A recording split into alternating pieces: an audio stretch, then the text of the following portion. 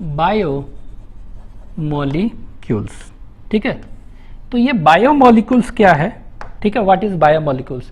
तो बायोज मतलब होता है लाइफ और लिविंग ऑर्गेनिज्म कह सकते हैं ना, और मॉलिक्यूल्स, तो all the molecules which are present inside living organism is known as क्या? बायोमोलिक्यूल्स। ठीक है, ऐसे भी कह सकते हैं the chemical compounds which are found in living organism is known as क्या? बायोमोलिक्यूल्स। ठीक है, लेकिन आपके एनसीईआरटी में क्या दिया हुआ है कि all the carbon compounds that we get from living tissue is termed as biomolecule. ठीक है, तो कार्बन कंपाउंड्स कौन कौन सा होगा जिसमें कार्बन हो? जैसे हम पढ़े थे कार्बोहाइड्रेट्स कार्बन था, इसके बाद प्रोटीन्स कार्बन था, लिपिड्स कार्बन था, न्यूक्लिक एसिड कार्बन था, तो वो सब क्या कहलाएगा? बायोमोलिक्यूल्स। ठीक है, तो यहां पर लिख लेते हैं कि all the carbon compounds that we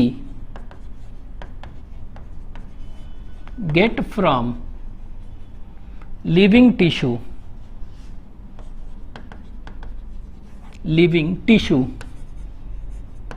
is termed as biomolecules. ठीक है, इसको कहेंगे। अभी देखिए बायोमोलिक्यूल्स, इसमें हम देखेंगे क्या कि कोई ऑर्गेनिक कंपाउंड्स भी होंगे ना, इनऑर्गेनिक कंपाउंड्स भी होते हैं, लेकिन मेनली ऑर्गेनिक कंपाउंड्स में कार्बन है ना, इसीलिए उनको माना जाता है क्या? बायोमोलिक्यूल्स। ठीक है, तो ऑर्गेनिक किसी भी लिविंग टिश्यू अगर देखेंगे उनमें क्या होगा? ऑर्गेनिक कंटेंट भी होगा और इनऑर्गेनिक कंटेंट दोनों होगा ना। ठीक है, तो दोनों को अलग करेंगे तो कैसे करेंगे? तो दोनों का देखते हैं, आइडेंटिफिकेशन ऑफ ऑर्गेनिक कंटेंट और compound and identification of inorganic content और कंपाउंड और एलिमेंट्स देखते हैं। तो हेडिंग दे देते हैं आइडेंटिफिकेशन ऑफ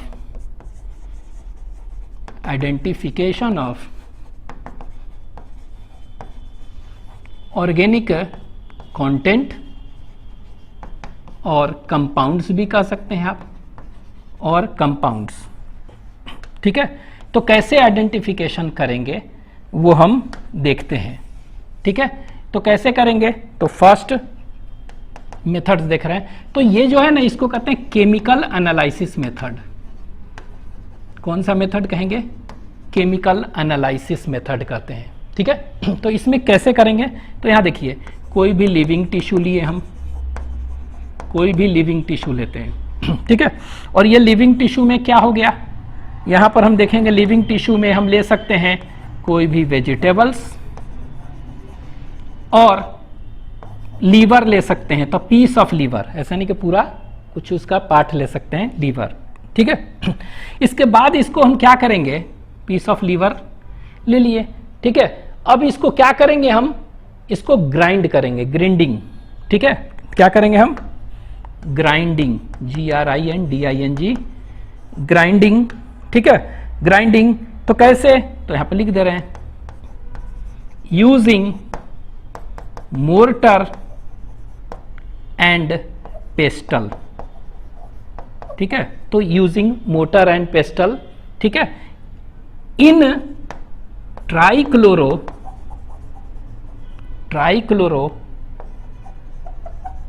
एसिटिक एसिड। ठीक है, तो इसका फॉर्मूला कैसे लिखेंगे? ट्राइक्लोरो एसिटिक एसिड, तो CCl3COOH। तो आपके एनसीईआरटी में Cl3CCOH दिया होगा ये। ठीक है, तो ये आपको ध्यान देना है कि क्या लिए हम? ये वाला ट्राइक्लोरो एसिटिक एसिड और मोटर एंड पेस्टल यूज करके। ठीक है, तो हमने क्या किया? ग्राइंड कर लिया उसको। ग्राइंड करने के बाद क्या बना? थिक स्लरी बना, थिक स्लरी, एक मोटा सा स्लरी बन गया। ठीक है, अब ये थिक स्लरी बन गया तो अब इसको हम क्या करेंगे? इसको फिल्टर करेंगे, छानेंगे। ठीक है, तो कैसे करेंगे? थ्रू चीज क्लॉथ और कॉटन। तो स्ट्रेंड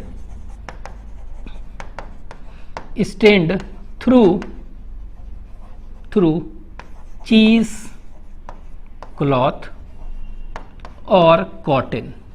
ठीक है, तो इसको यूज करके हमने क्या किया? इसको स्ट्रेंड किया थ्रू चीज क्लॉथ और कॉटन। ठीक है, फिर क्या करेंगे हम? अब इतना के बाद जब छानेंगे, ठीक है, तो कुछ छन जाएगा नीचे और कुछ ऊपर ही रह जाएगा। ठीक है, तो दो फ्रैक्शंस हमें मिलेंगे। क्या मिलेंगे? We will get two fractions. ठीक है, तो यहां पर क्या मिला हमको? दो फ्रैक्शंस मिलेंगे, टू फ्रैक्शंस। एक फ्रैक्शन जो छन गया नीचे, ठीक है, उसको क्या कहेंगे? That is termed as filter rate, that is termed as filter rate. और जो ऊपर ही रह गया उसको क्या कहेंगे? That is termed as retentate, retentate. ठीक है, तो दो चीज मिल गया, एक फिल्टर रेट कह दिए और एक को रिटेंटेट। ठीक है, ये जो रिटेन हो गया ऊपर रिटेंटेट और जो छन गया फिल्टर रेट। ठीक है, तो देखा क्या गया कि जो नीचे छन गया है, ठीक है, उसमें क्या है? बहुत सारे, it is having thousands of compounds, thousands of compounds. और सारे कंपाउंड जो एक जनरल साइटोप्लाज्म में पाए जाता है ना, वही कंपाउंड्स थे इसमें। ठीक है, तो कह सकते हैं that represents roughly cytoplasmic composition। ठीक है, तो जो साइटोप्लाज्म में कॉम्पोजिशन था, रफली होता था, वही इसमें देखा गया। ठीक है, इसको फिल्टरेट कर दिया गया। ठीक है, और गया कि इनमें जो जितने भी थाउजेंड्स ऑफ कंपाउंड्स थे उनका मॉलिक्यूलर वेट देखा गया। तो मॉलिक्यूलर वेट जो है ना 18 to 800 डाल्टन तक था। कितना था? 18 to 800 डाल्टन तक इसमें था। ठीक है, और ये एसिड सॉल्युबल फ्रैक्शन थे, it was acid soluble fraction. ठीक है, लेकिन जो रिटेंटेट थे ना उनको देखा गया तो इनमें क्या था? इनमें मोर देन 10,000 डाल्टन इनका मॉलिक्यूलर वेट था। और ये क्या थे? दे वर एसिड इनसॉल्युबल फ्रैक्शंस थे। ठीक है, ये एसिड में इनसॉल्युबल। और इसी को, ये जो फिल्टरेट है, इसको कह दिया गया क्या? That is known as micromolecule. Micromolecule क्योंकि कम मॉलिक्यूलर वेट के थे। और इनको कह दिया गया क्या? मैक्रोमोलिक्यूल। ठीक है, तो ये मैक्रोमोलिक्यूल और माइक्रोमोलिक्यूल बोल दिया गया। ठीक है, तो ये है, इस तरह से लिख लीजिए। लिविंग टिश्यू को अगर हम ग्राइंडिंग करते थे ट्राइक्लोरोएसिटिक एसिड से तो थिक स्लरी बनता था। थिक स्लरी को हम क्या करते थे? फिल्टर करते थे स्ट्रेंड थ्रू चीज, क्लॉथ और कॉटन। तो क्या हुआ? दो फ्रैक्शंस आर ऑब्टेन्ड, दो फ्रैक्शंस। एक फ्रैक्शन जो नीचे फिल्टर हो जाता था फिल्टरेट, और वो उनका मॉलिक्यूलर वेट कम था, इसीलिए उसको क्या कह दिया गया? उसको माइक्रोमोलिक्यूल कह दिया गया। और माइक्रो बायोमोलिक्यूल भी कह सकते हैं। लेकिन वह फ्रैक्शन जो कि ऊपर ही रिटेन रह गया तो उसको रिटेंटेट कहते हैं, और उनका मॉलिक्यूलर वेट ज्यादा था इसीलिए उनको क्या कह दिए? मैक्रोमोलिक्यूल और मैक्रो बायोमोलिक्यूल भी कह सकते हैं। अब उनका एग्जांपल्स क्या होगा? तो माइक्रोमोलिक्यूल्स, मॉलिक्यूल्स, मैक्रो मॉलिक्यूल्स। ठीक है, तो माइक्रो मॉलिक्यूल्स में क्या क्या मिला और मैक्रो में क्या क्या मिला देखते हैं। ठीक है, तो यहां पर हम देखेंगे क्या? अमीनो एसिड्स मिले, अमीनो एसिड्स मिले। तो अमीनो एसिड क्या है? मॉलिक्यूलर वेट कम है ना, वो मिला। लेकिन यही अमीनो एसिड अगर क्या होगा? पेप्टाइड बॉन्ड से जुड़ते गए तो मॉलिक्यूलर वेट ज्यादा हो गया ना, तो क्या कहेगा? प्रोटीन ना। तो ये प्रोटीन किस में मिलेगा? मैक्रोमोलिक्यूल का पार्ट में। तो ये प्रोटीन्स इसमें एग्जांपल हो गया। ठीक है, तो प्रोटीन्स क्या एक्चुअली में कह सकते हैं? They are polymers of amino acids. Amino acid का पॉलीमर है ना, तो मॉलिक्यूलर वेट ज्यादा हो गया। ठीक है, नेक्स्ट दूसरा देखेंगे कार्बोहाइड्रेट। तो में हम पढ़ते हैं ना मोनोसैकेराइड, ओलिगोसैकेराइड एंड पॉलीसैकेराइड। तो पॉलीसैकेराइड क्या है? पॉलीमर ऑफ मोनोसैकेराइड है। तो ये पॉलीसैकेराइड इधर मिलेगा लेकिन और सब इधर। तो कह सकते हैं मोनोसैकेराइड, मोनोसैकेराइड इधर आ जाएगा। हाँ, मोनोसैकेराइड का डेरिवेटिव्स भी पढ़ेंगे हम, वो कहां आएगा? इसी में आएगा। तो comma derivatives of monosaccharides, monosaccharides ये सब माइक्रोमोलिक्यूल में आएंगे। इसके बाद ओलिगोसैकेराइड्स, ओलिगोसैकेराइड्स तो पॉलीसैकेराइड। तो पॉलीसैकेराइड किसका एग्जांपल हो गया? ये मैक्रोमोलिक्यूल का एग्जांपल हो गया, क्योंकि ये पॉलीमर है, ज्यादा हो गया मॉलिक्यूलर वेट। उसी तरह देखेंगे नेक्स्ट देखेंगे न्यूक्लियोटाइड्स इसमें मिलेंगे। न्यूक्लियोटाइड्स है तो ये देखिए न्यूक्लियोटाइड्स, ठीक है। और ये न्यूक्लियोटाइड बताए थे ना, कौन सा? नाइट्रोजनस बेस, शुगर और फॉस्फेट, यही ना है न्यूक्लियोटाइड। तो न्यूक्लियोटाइड क्या है बता चुके थे, nitrogenous base plus sugar plus phosphate अगर जुड़ जाते इसको क्या कहते हैं? न्यूक्लियोटाइड। तो इसमें न्यूक्लियोटाइड्स मिलेंगे, दैट इज माइक्रोमोलिक्यूल में। लेकिन यही न्यूक्लियोटाइड्स का अगर पॉलीमर बन जाए, बहुत सारा न्यूक्लियोटाइड जुड़ जाए, ठीक है, तो इसको हम क्या कहेंगे? तो इसको हम कहेंगे it is known as what? तो it is known as nucleic acid. तो न्यूक्लिक एसिड क्या हो गया? It is a macromolecule, micromolecule नहीं है। और ये न्यूक्लिक एसिड आप जानते हैं दो तरह का होता है, एक को कहते हैं डीएनए और एक को कहते हैं आरएनए, ठीक है। तो ये न्यूक्लिक एसिड हो गया, डीएनए और आरएनए। तो डीएनए और आरएनए क्या है? They are nucleic acid, and nucleic acid क्या है? They are polymers of nucleotides, ठीक है। तो इसका पॉलीमर है, ठीक है। तो ये याद रखिएगा। अब आते हैं लिपिड्स, ठीक है। तो लिपिड्स जो है ना किसी का पॉलीमर नहीं होता है, ठीक है। जैसे मोनोमर होता है ना, लिपिड का कोई मोनोमर उस तरह नहीं है। तो लिपिड है, तो लिपिड किस में आएगा? जब हम छानेंगे तो देखेंगे कि लिपिड्स ऊपर वाले पार्ट में आए। कहां पर आए? ऊपर, रिटेंटेट में। तो ये किस में आ गया? किस में इसको रखेंगे हम? इसमें रखेंगे यहां पर मैक्रोमोलिक्यूल में। तो लिपिड्स को किस में रख रहे हैं हम?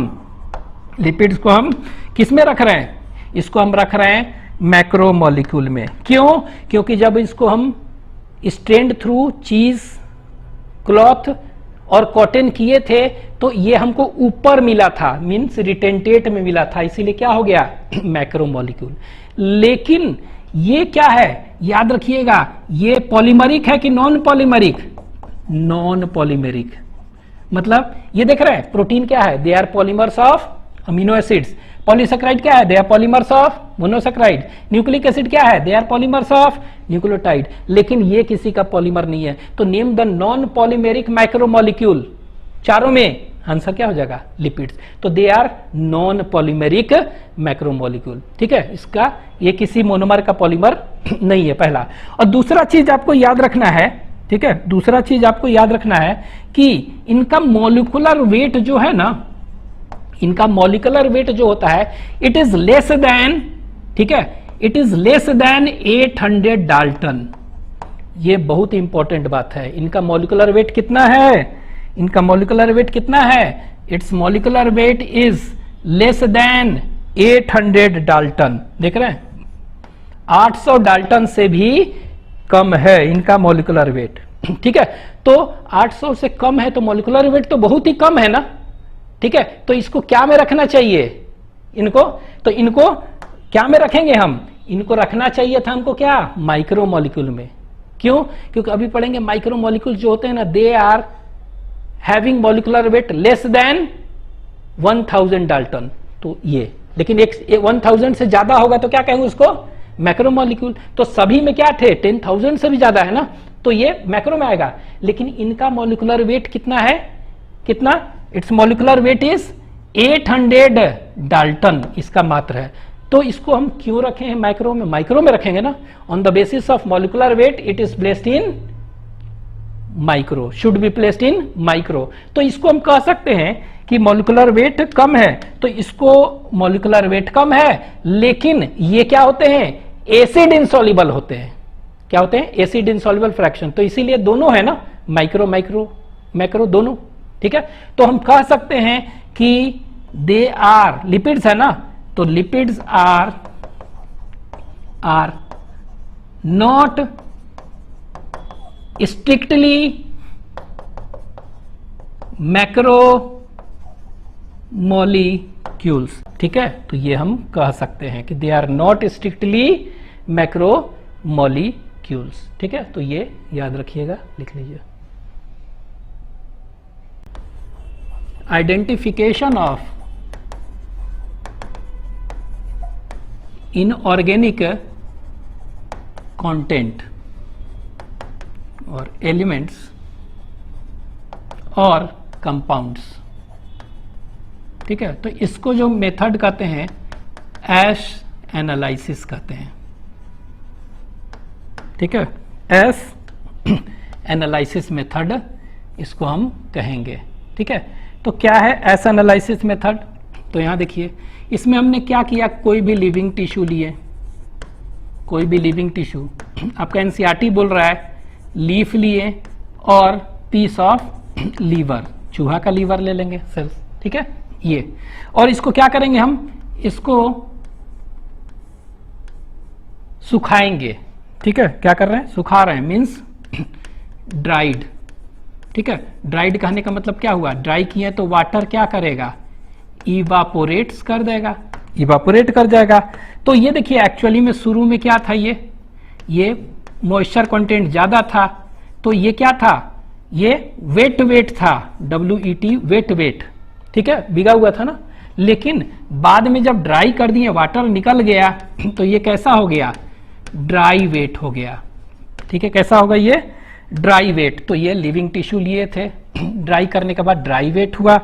अब ये ड्राई वेट हो गया, अब इसको क्या करेंगे, बॉन्ड कंप्लीटली। ठीक है, इसको क्या करेंगे, फुली बॉन्ड, जलाएंगे इसको हम। ठीक है, तो इसको पूरी तरह से जला देंगे क्योंकि सूख गया है, तो अब इसको बॉन्ड करेंगे। और जब बॉन्ड करेंगे तो इसमें क्या क्या होगा, तो यहां पे देखिए बॉन्ड करेंगे तो इसमें कौन कौन सा चीज है, एक ऑर्गेनिक कंटेंट होगा इसमें और इनऑर्गेनिक कंटेंट भी होगा, कंटेंट। तो हमें क्या चाहिए इससे, हमें इससे क्या चाहिए, हमें इससे इनऑर्गेनिक चाहिए ना, कंटेंट निकालना है। ठीक है, तो उसके लिए हम क्या करेंगे, उसके लिए ऑर्गेनिक को हमको हटाना पड़ेगा। तो इसको जब जलाते हैं ना, तो जितने भी ऑर्गेनिक है ना, वो सब क्या हुआ, वो डिफ्यूज कर जाता है। ठीक है, तो ये डिफ्यूज कर जाता है, डिफ्यूजेज इन एटमॉस्फेयर। कैसे, तो आप कहेंगे it is oxidise to form gases. ठीक है, गैसेस मतलब क्या हुआ, CO2 प्लस वाटर वेपर ये बना देता है और ये एटमॉस्फेयर में निकल गया, उड़ गया। ठीक है, तो सिंपली हम कह सकते हैं द ऑर्गेनिक पार्ट जो है इट क्या हो गया, it diffuses in atmosphere, how, by forming which gas, CO2 and water vapour बन के। तो देखिए ऑर्गेनिक कंटेंट क्या था, ऑर्गेनिक में कार्बन हाइड्रोजन ऑक्सीजन ये सब होता है ना, तो किस पर में, CO2 बना के वाटर वेपर बना के उड़ गया। तो अब इसमें क्या है, ऑर्गेनिक पार्ट तो नहीं बच गया ना, केवल बच गया क्या, इनऑर्गेनिक पार्ट। तो इनऑर्गेनिक पार्ट जला दिए तो राख में जो राख बचा वो क्या है, ये इनऑर्गेनिक पार्ट होगा, कंटेंट। तो कह सकते हैं रिमेन्स एज ऐश। ठीक है, तो जो राख है, अब वो ऐश जो मिला है, उस ऐश से हम क्या करेंगे, राख से हम जो भी इनऑर्गेनिक कंटेंट है वो क्या है, आइडेंटिफाई कर लेंगे कौन सा है। ठीक है, तो ये इसीलिए कहते हैं इसको ऐश एनालिसिस मेथड। ठीक है, लिख लीजिए। Percentage weight of elements. ठीक है, तो अगर परसेंटेज वेट ऑफ एलिमेंट्स का कंपैरिजन एक आपके एनसीईआरटी में दिया हुआ है, तो परसेंटेज वेट देखेंगे तो एक अर्थ क्रस्ट का दिया हुआ है, अर्थ क्रस्ट का कंपैरिजन, और दूसरा जो दिया है ह्यूमन बॉडी का कंपैरिजन, ह्यूमन बॉडी। ठीक है, तो ये अर्थ क्रस्ट क्या है, मींस नॉन लिविंग, और ये क्या है, लिविंग मैटर है। ठीक है, तो लिविंग और नॉन लिविंग मैटर में दोनों में कंपैरिजन दिया हुआ है, अर्थ क्रस्ट और ह्यूमन बॉडी में। ठीक है, तो ये क्या दिया है कि इनमें मैक्सिमम सबसे ज्यादा कौन सा एलिमेंट पाया जा रहा है, याद रखना है। ठीक है, इसके बाद इसमें मिनिमम कौन सा पाया जा रहा है, ठीक है, ये याद रखना है। फिर एक याद रखेंगे, पूछता है कि वेरी लिटिल अमाउंट में कौन सा पाया जा रहा है। आपके एनसीईआरटी में ये दिया हुआ है, विच of the following is found in maximum amount in earth crust, minimum amount in earth crust, very little amount in earth crust. ठीक है, ये याद रखना है। उसी तरह यहां पर कंपैरिजन में देखेंगे, मैक्सिमम एलिमेंट कौन सा पाया जा रहा है ह्यूमन बॉडी में, इसके बाद मिनिमम कौन सा पाया जा रहा है, ये याद रखना है कंपैरिजन, और नेग्लिजिबल एक दिया हुआ है। ठीक है, नहीं के बराबर, ये देखिए क्या है। ठीक है, तो ये याद रखना है कि मैक्सिमम ह्यूमन बॉडी में कौन सा एलिमेंट है, मिनिमम कौन है, और नहीं के बराबर नेग्लिजिबल ये है, कौन सा है। तो ये याद रखिएगा कि अगर देखेंगे मैक्सिमम जो है तो क्या पाया जा रहा है, तो मैक्सिमम जो पाया जा रहा है ऑक्सीजन, ये याद रखना है, ऑक्सीजन। इसमें मैक्सिमम पूछेगा अर्थ क्रस्ट में, इसमें भी ऑक्सीजन पाया जा रहा है। तो दोनों में most abundant elements present in both living and non living, that is earth crust और ह्यूमन बॉडी, तो क्या है, ऑक्सीजन है, ओ। ठीक है, और ये याद रखना है कितना है, परसेंटेज भी आप ध्यान रखेंगे, 65% दिया है, और ये जो है कितना दिया हुआ है, तो दिस इज 46.6%, तो इसको आप ध्यान रखेंगे, ये परसेंटेज भी। ठीक है, ह्यूमन बॉडी मतलब लिविंग ऑक्सीजन ज्यादा है as compare to non living. ठीक है, अगर पूछ देगा ह्यूमन बॉडी में सबसे कम क्या पाया जा रहा है, तो याद रखेंगे मैग्नीशियम, मैग्नीशियम है। ठीक है, और ये कितना है, 0.1% है। ठीक है, इतना दिया हुआ है मैग्नीशियम। हाँ, मिनिमम अगर पूछेगा अर्थ क्रस्ट में क्या है, तो ये है कार्बन एंड सल्फर, ये दिया हुआ है। और ये कितना दिया हुआ है, परसेंटेज भी आप याद रख सकते हैं, ये 0.03% इतना होता है। तो ये ध्यान रखिएगा, परसेंटेज सारे देख लेंगे। ठीक है, विच of the following is present in negligible amount in human body, तो आपका आंसर क्या होगा, सिलिकॉन। ठीक है, क्या है, silicon. Which of the following is present in very little amount in earth crust, non living, तो यहां देखिए, यहां पर हो जाएगा नाइट्रोजन। तो ये ध्यान दीजिएगा। ठीक है, एक चीज और याद रखिएगा कि अगर ह्यूमन बॉडी में देखेंगे तो carbon, hydrogen, oxygen and nitrogen, ये चारों मिलकर क्या है, it forms about more than 90%, ठीक है, ऑफ एलिमेंट्स। तो अकेले ये बना लेते हैं। तो ये आपको ध्यान रखना है कि carbon, hydrogen and oxygen forms more than 90% of elements. ठीक है, ये अच्छा, एक चीज और देख रहे हैं कि एवरेज कंपोजिशन इन सेल्स क्या क्या होंगे। ठीक है, तो हेडिंग दे रहे हैं एवरेज कंपोजिशन ऑफ सेल्स, तो यहां लिख देते हैं एवरेज कंपोजिशन ऑफ सेल्स। ठीक है, तो सेल्स अगर देखेंगे तो उसमें क्या क्या एवरेज एक कंपोजिशन पाया जाता है। तो यहां देखिए, इसमें क्या पाया जाएगा, वाटर पाया जाएगा सबसे ज्यादा। ठीक है, इसके बाद क्या पाया जाएगा, वाटर के बाद प्रोटीन्स। ठीक है, इसके बाद देखेंगे क्या पाया जाएगा, न्यूक्लिक एसिड, न्यूक्लिक एसिड्स पाया जाएगा। इसके बाद देखेंगे क्या पाया जाएगा, कार्बोहाइड्रेट। इसके बाद देखेंगे क्या पाया जाएगा, लिपिड्स। इसके बाद देखेंगे क्या, आयंस, ये पाए जाएंगे। तो ये सीक्वेंस आपको याद रखना है कि कौन सा सबसे ज्यादा पाया जा रहा है और सबसे कम पाया जा रहा है, ये सीक्वेंस। ठीक है,